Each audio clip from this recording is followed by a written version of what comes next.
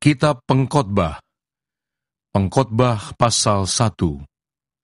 Segala sesuatu sia-sia. Inilah perkataan pengkhotbah anak Daud, raja di Yerusalem. Kesia-siaan belaka, kata pengkhotbah. Kesia-siaan belaka, segala sesuatu adalah sia-sia. Apakah gunanya manusia berusaha dengan jerih payah di bawah matahari? Keturunan yang satu pergi, dan keturunan yang lain datang, tetapi bumi tetap ada. Matahari terbit, matahari terbenam, lalu terburu-buru menuju tempat ia terbit kembali. Angin bertiup ke selatan, lalu berputar ke utara. Terus-menerus ia berputar, dan dalam putarannya angin itu kembali. Semua sungai mengalir ke laut, tetapi laut tidak juga menjadi penuh. Kemana sungai mengalir, ke situ sungai mengalir selalu.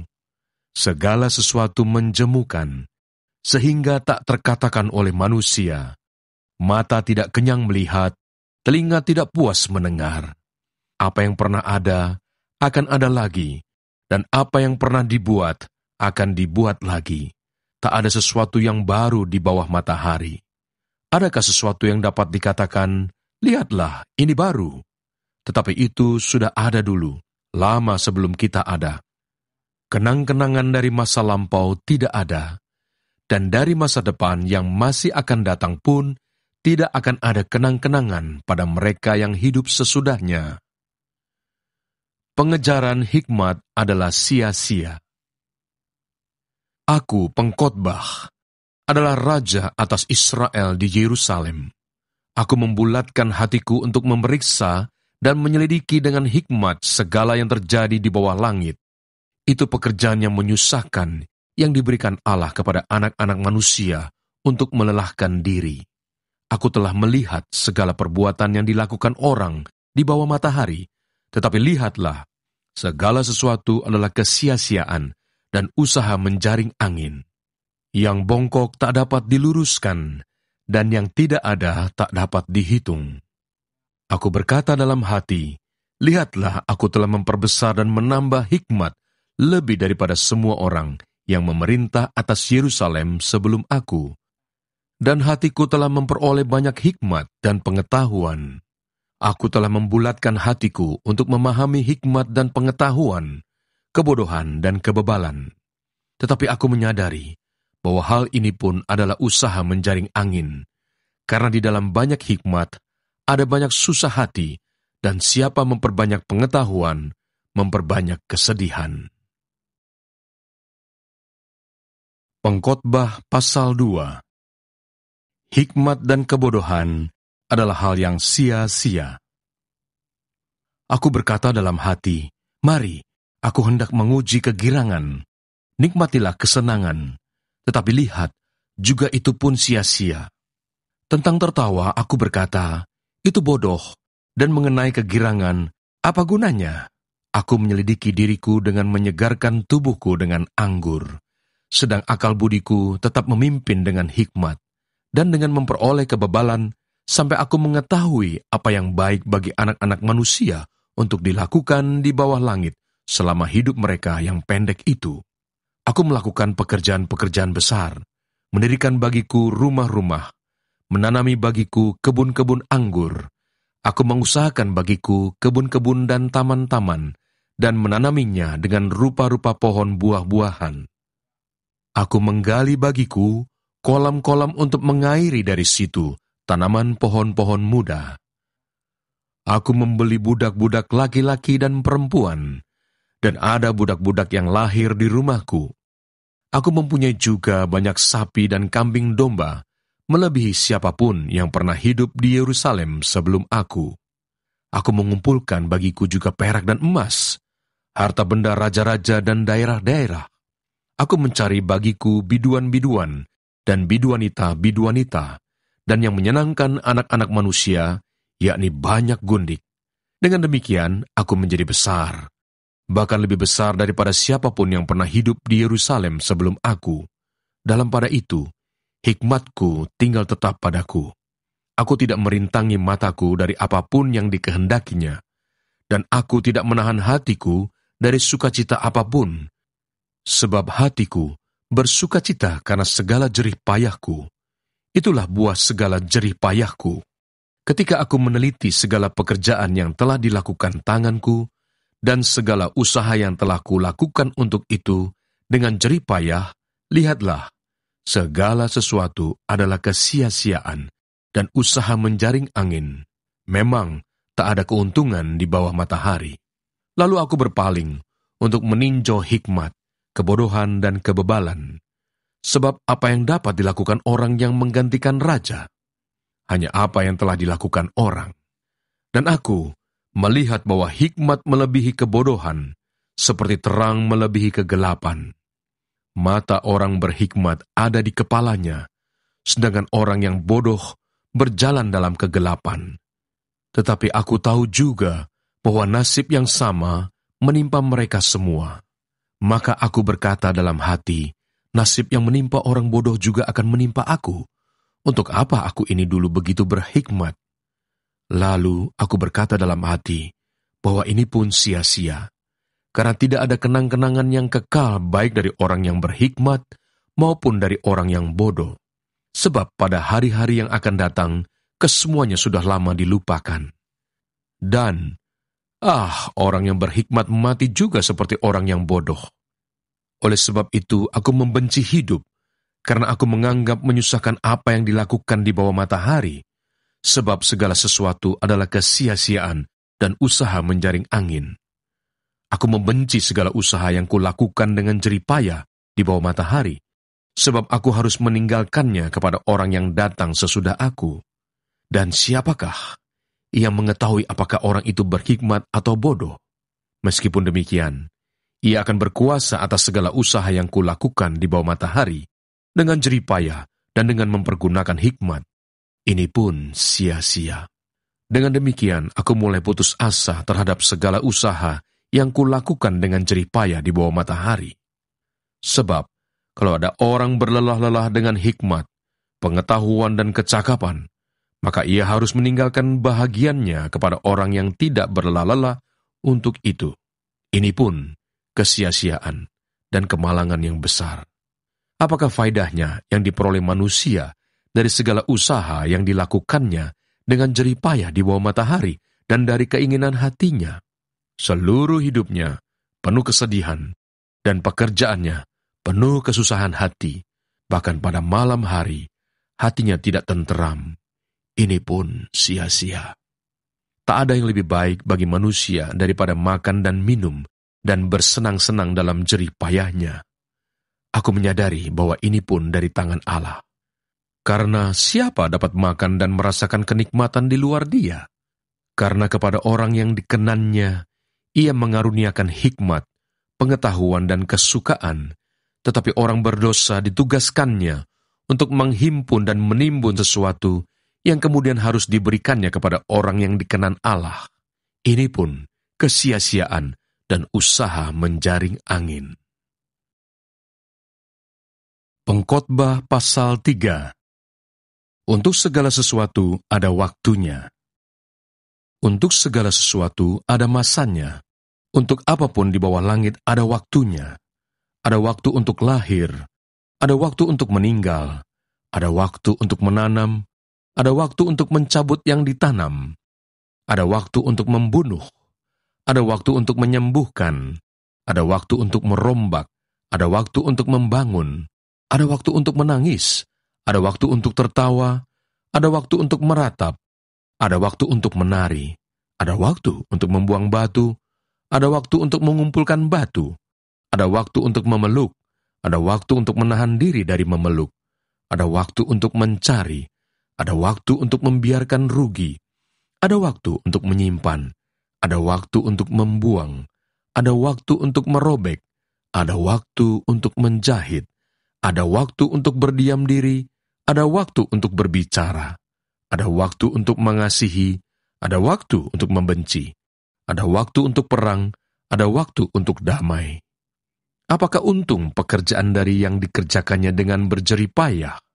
Aku telah melihat pekerjaan yang diberikan Allah kepada anak-anak manusia untuk melelahkan dirinya. Ia membuat segala sesuatu indah pada waktunya. Bahkan ia memberikan kekekalan dalam hati mereka. Tetapi manusia tidak dapat menyelami pekerjaan yang dilakukan Allah dari awal sampai akhir. Aku tahu bahwa untuk mereka, tak ada yang lebih baik daripada bersuka-suka dan menikmati kesenangan dalam hidup mereka. Dan bahwa setiap orang dapat makan, minum, dan menikmati kesenangan dalam segala jeripayahnya, itu juga adalah pemberian Allah. Aku tahu bahwa segala sesuatu yang dilakukan Allah akan tetap ada untuk selamanya. Itu tak dapat ditambah dan tak dapat dikurangi. Allah berbuat demikian supaya manusia takut akan Dia. Yang sekarang ada, dulu sudah ada, dan yang akan ada, sudah lama ada, dan Allah mencari yang sudah lalu. Ketidakadilan dalam hidup. Ada lagi yang kulihat di bawah matahari. Di tempat pengadilan, di situ pun terdapat ketidakadilan, dan di tempat keadilan, di situ pun terdapat ketidakadilan. Berkatalah aku dalam hati, Allah akan mengadili baik orang yang benar maupun yang tidak adil, karena untuk segala hal dan segala pekerjaan ada waktunya. Tentang anak-anak manusia, aku berkata dalam hati, Allah hendak menguji mereka dan memperlihatkan kepada mereka bahwa mereka hanyalah binatang. Karena nasib manusia adalah sama dengan nasib binatang. Nasib yang sama menimpa mereka, sebagaimana yang satu mati, demikian juga yang lain. Kedua-duanya mempunyai nafas yang sama, dan manusia tak mempunyai kelebihan atas binatang, karena segala sesuatu adalah sia-sia. Kedua-duanya menuju satu tempat, kedua-duanya terjadi dari debu, dan kedua-duanya kembali kepada debu. Siapakah yang mengetahui apakah nafas manusia naik ke atas dan nafas binatang turun ke bawah bumi? Aku melihat bahwa tidak ada yang lebih baik bagi manusia daripada bergembira dalam pekerjaannya, sebab itu adalah bahagiannya. Karena siapa akan memperlihatkan kepadanya apa yang akan terjadi sesudah dia? Pengkhotbah pasal 4. Lagi aku melihat segala penindasan yang terjadi di bawah matahari, dan lihatlah, air mata orang-orang yang ditindas dan tak ada yang menghibur mereka, karena di pihak orang-orang yang menindas ada kekuasaan. Oleh sebab itu, aku menganggap orang-orang mati yang sudah lama meninggal lebih bahagia daripada orang-orang hidup yang sekarang masih hidup. Tetapi yang lebih bahagia daripada kedua-duanya itu, kuanggap orang yang belum ada, yang belum melihat perbuatan jahat yang terjadi di bawah matahari. Dan aku melihat bahwa segala jeripayah dan segala kecakapan dalam pekerjaan adalah iri hati seseorang terhadap yang lain. Ini pun kesia-siaan dan usaha menjaring angin. Orang yang bodoh melipat tangannya dan memakan dagingnya sendiri. Segenggam ketenangan lebih baik daripada 2 genggam jeripayah dan usaha menjaring angin. Kesia-siaan dalam hidup. Aku melihat lagi kesia-siaan di bawah matahari. Ada seorang sendirian, ia tidak mempunyai anak laki-laki atau saudara laki-laki, dan tidak henti-hentinya ia berlelah-lelah. Matanya pun tidak puas dengan kekayaan. Untuk siapa aku berlelah-lelah dan menolak kesenangan? Ini pun kesia-siaan dan hal yang menyusahkan. Berdua lebih baik daripada seorang diri, karena mereka menerima upah yang baik dalam jeripayah mereka. Karena kalau mereka jatuh, yang seorang mengangkat temannya, tetapi wahai orang yang jatuh, yang tidak mempunyai orang lain untuk mengangkatnya. Juga kalau orang tidur berdua, mereka menjadi panas, tetapi bagaimana seorang saja dapat menjadi panas? Dan bila mana seorang dapat dialahkan, 2 orang akan dapat bertahan. Tali 3 lembar tak mudah diputuskan. Lebih baik seorang muda miskin, tetapi berhikmat daripada seorang raja tua, tetapi bodoh, yang tak mau diberi peringatan lagi. Karena dari penjara, orang muda itu keluar untuk menjadi raja, biarpun ia dilahirkan miskin, semasa pemerintahan orang yang tua itu. Aku melihat semua orang yang hidup di bawah matahari berjalan bersama-sama dengan orang muda tadi yang akan menjadi pengganti raja itu. Tiada habis-habisnya rakyat yang dipimpinnya, namun orang yang datang kemudian tidak menyukai dia. Oleh sebab itu, ini pun kesia-siaan dan usaha menjaring angin. Takutlah akan Allah. Jagalah langkahmu kalau engkau berjalan ke rumah Allah. Menghampiri untuk mendengar adalah lebih baik daripada mempersembahkan korban yang dilakukan oleh orang-orang bodoh, karena mereka tidak tahu bahwa mereka berbuat jahat.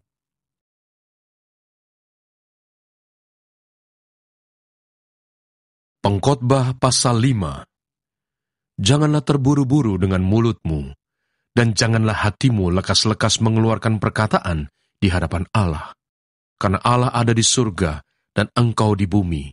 Oleh sebab itu, biarlah perkataanmu sedikit. Karena sebagaimana mimpi disebabkan oleh banyak kesibukan, demikian pula percakapan bodoh disebabkan oleh banyak perkataan. Kalau engkau bernazar kepada Allah, janganlah menunda-nunda menepatinya, karena ia tidak senang kepada orang-orang bodoh. Tepatilah nazarmu. Lebih baik engkau tidak bernazar daripada bernazar tetapi tidak menepatinya. Janganlah mulutmu membawa engkau ke dalam dosa, dan janganlah berkata di hadapan utusan Allah bahwa engkau khilaf. Apakah perlu Allah menjadi murka atas ucapan-ucapanmu dan merusakkan pekerjaan tanganmu?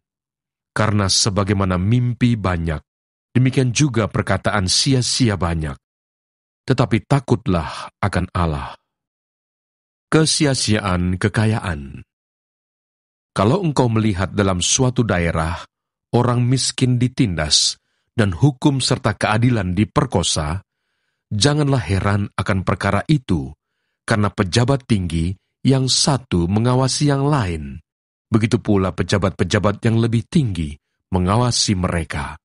Suatu keuntungan bagi negara dalam keadaan demikian ialah kalau rajanya dihormati di daerah itu. Siapa mencintai uang tidak akan puas dengan uang, dan siapa mencintai kekayaan tidak akan puas dengan penghasilannya. Ini pun sia-sia. Dengan bertambahnya harta, bertambah pula orang-orang yang menghabiskannya.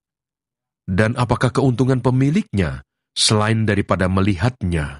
Enak tidurnya orang yang bekerja, baik ia makan sedikit maupun banyak, tetapi kekenyangan orang kaya sekali-kali tidak membiarkan dia tidur. Ada kemalangan yang menyedihkan kulihat di bawah matahari. Kekayaan yang disimpan oleh pemiliknya menjadi kecelakaannya sendiri. Dan kekayaan itu binasa oleh kemalangan, sehingga tak ada suatu pun padanya untuk anaknya. Sebagaimana ia keluar dari kandungan ibunya, demikian juga ia akan pergi, telanjang seperti ketika ia datang, dan tak diperolehnya dari jerih payahnya suatu pun yang dapat dibawa dalam tangannya. Ini pun kemalangan yang menyedihkan. Sebagaimana ia datang, demikian pun ia akan pergi. Dan apakah keuntungan orang tadi yang telah berlelah-lelah menjaring angin? Malah sepanjang umurnya, ia berada dalam kegelapan dan kesedihan, mengalami banyak kesusahan, penderitaan, dan kekesalan. Lihatlah, yang kuanggap baik dan tepat ialah kalau orang makan minum dan bersenang-senang dalam segala usaha yang dilakukan dengan jerih payah di bawah matahari selama hidup yang pendek yang dikaruniakan Allah kepadanya. Sebab itulah bahagiannya.